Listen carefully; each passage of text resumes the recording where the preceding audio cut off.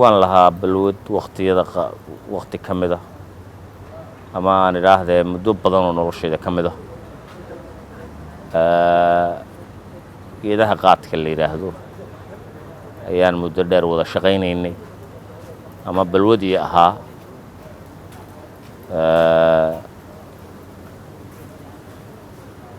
markhaatina waan kaaga furayaa inuu ka mid yahay wax la odhan karo maanduuriye oo mashaakil ku haya bulshada Soomaaliyeed waxaa jira goobdoonow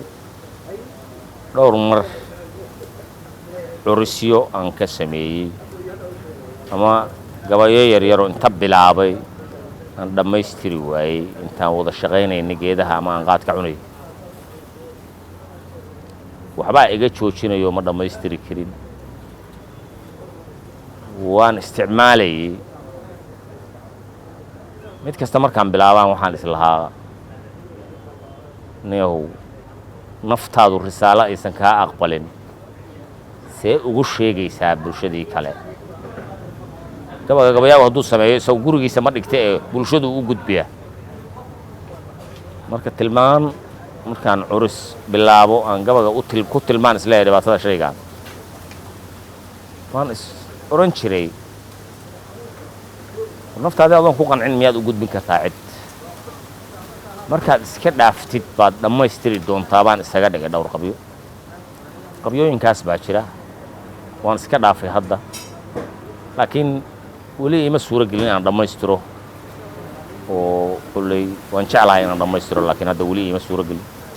anugu gurigiiba waa iska dhaafay oo qaadkaan iska cuni jiray isaguna dhaqaale isoo gala kuma xirayn dadka arrintaa weli ku mashquulsanna waan hubaayoo dhaqaalo soo gala kuma xira kaalintii duruurigu ugu jiraa dadka nool oo magaalada muqdisho tusaaleaan hadda ku nool dadku dhaqaalo wada haystaa ma wada haysto laakiin wuu foofaa wuuna nool yahay sooma kaalinta noloshuu ugu jiraa anna waa iigu jiri jiray waxaan helaan ku iibsan jiray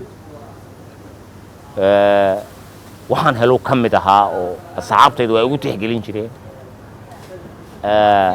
qofku wuxuu u qumo waa soo helaa sidiisaba qofka bani'aadamka wuxuu u qumo oo dalka yaalla wuu soo helaa si kasta baa ku hel